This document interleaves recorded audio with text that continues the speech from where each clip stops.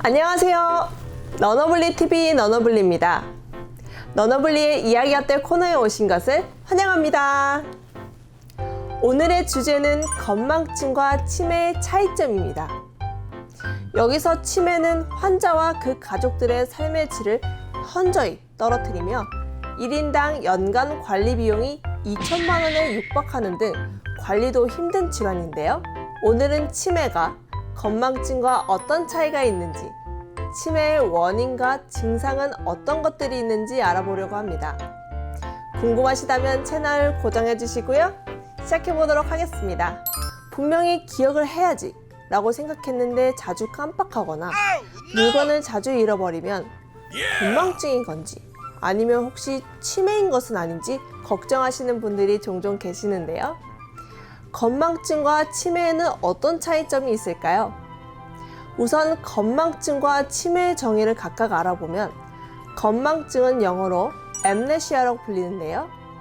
not remember, 기억을 하지 못하는 질병을 말합니다. 즉 건망증은 단기 기억 장애 혹은 뇌 일시적 검색 능력 장애를 말하죠. 건망증은 그 요인에 따라 심리적 건망증과 기질적 건망증으로 나뉩니다. 심리적 건망증은 불안, 초조, 우울, 만성 스트레스 등으로 인한 기억력 장애가 주 원인이고요. 기질적 건망증은 알코올 중독 등 여러 가지 이유로 뇌세포 활동에 일시적인 장애가 생겨 발생합니다. 반대로 치매는 영어로 디멘치아라고 하는데요. 이 용어는 라틴어로 박탈 또는 상실을 뜻하는 접두사 드와 정신을 의미하는 어근 먼트 그리고 상태를 가리키는 전미사 이하의 합성어로서 디멘치아라고 불립니다. 즉 치매는 정신이 부재한 상태를 가리키는 말인데요. 치매는 인지기능 장애로 인해 일상생활을 스스로 유지하지 못하는 상태로 인류의 기록에 처음 등장한 것은 서기 600년경인데요. 세비야 대주교 성 이시도르가 그의 책 어원학에서 치매라는 용어를 최초로 사용했습니다.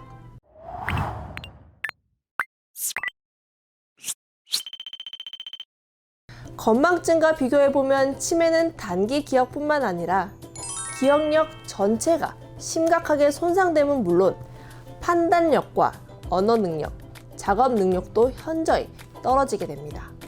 건망증과 달리 치매는 관련 법령 또한 존재하는데요.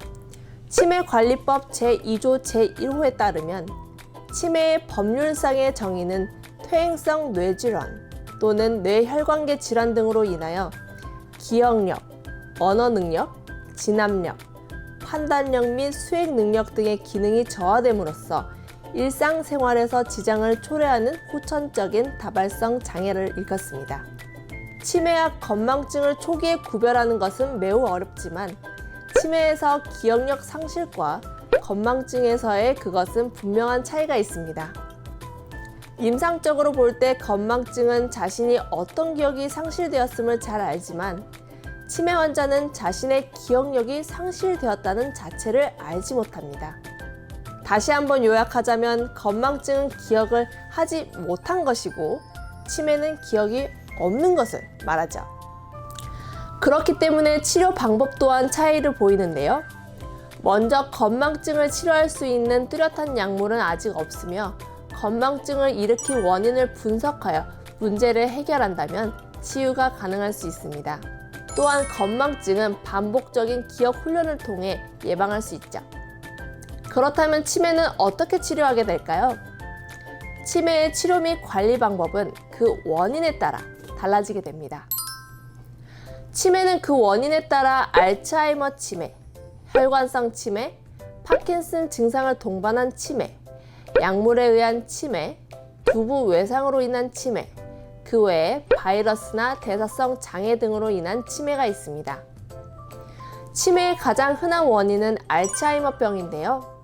안타깝게도 아직 이 알츠하이머병이 왜 발생하는지 정확하게 밝혀지지는 않았습니다. 하지만 결과적으로 이 알츠하이머병으로 인해 뇌에 단백질 침전물이 생기거나 뇌의 중요한 부분의 신경세포가 손실되고 뇌세포 내에서 단백질 섬유질이 엉키는 증상이 발생합니다.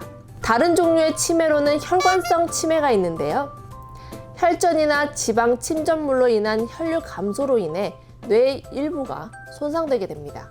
이 형태의 치매는 뇌졸중이 있거나 뇌졸중 고위험군, 특히 고혈압이나 당뇨병을 오래 앓았던 사람들에게 흔하게 발생합니다. 이 혈관성 치매는 알츠하이머병과 함께 혼재되어 나타나기도 합니다. 다음은 파킨슨 증상을 동반한 치매입니다. 주로 파킨슨 병이 악화됨에 따라 발생하게 되는데 떨림, 뻣뻣함, 움직일 때 어려움 등 파킨슨 병의 특징적인 증상이 같이 나타나죠.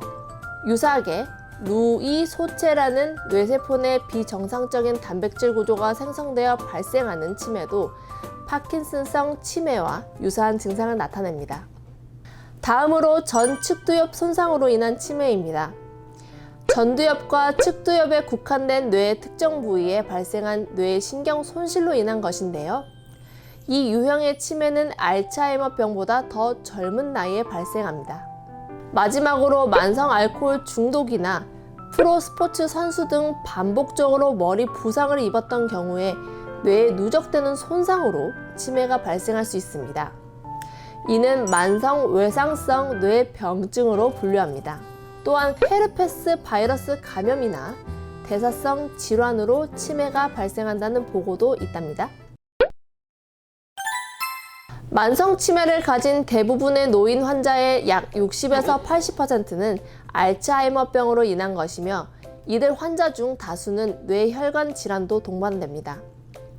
혈관성 치매 유병률은 흑인 환자, 고혈압 환자 및 당뇨병 환자에서 비교적 높은데요. 알츠하이머병 다음으로 많은 환자가 이 혈관성 치매에 해당됩니다. 비정상적인 단백질, 루이 소체에 의한 치매도 혈관성 치매와 비등비등하게 나타나고 전측두엽 치매는 덜 일반적입니다. 가역성 치매 중 일부, 예를 들어 대사성 치매는 젊은 사람에게서 발생하는 경향이 있습니다. 오늘 준비한 내용은 여기까지입니다. 오늘은 건망증과 치매가 어떤 차이가 있는지, 치매에는 어떤 원인이 있는지 알아보았습니다. 다행히 건망증이라면 신체를 단련하듯이 두뇌 운동을 해주시는 것이 좋은데요. 지적인 자극을 가하면 뇌신경세포의 회로가 두꺼워지고 넓어져서 뇌 용량이 커집니다. 따라서 책을 읽거나 지적 자극을 주는 것이 도움이 되고요. 손발을 열심히 사용하는 것도 말초신경을 자극하여 건망증을 퇴치할 수 있는 좋은 방법이랍니다. 반대로 치매의 치료 방법은 원인에 따라 달라질 수 있기 때문에 다음 시간부터 차근차근 원인별로 그 관리 방법이나 치료법에 대해 알아보도록 하겠습니다. 오늘 영상 어떠셨나요? 마음에 드셨다면 구독과 좋아요, 알림 설정 눌러주시고요. 지금까지 시청해주셔서 감사합니다. 너너블리TV 너너블리였습니다. 다음에 또 만나요.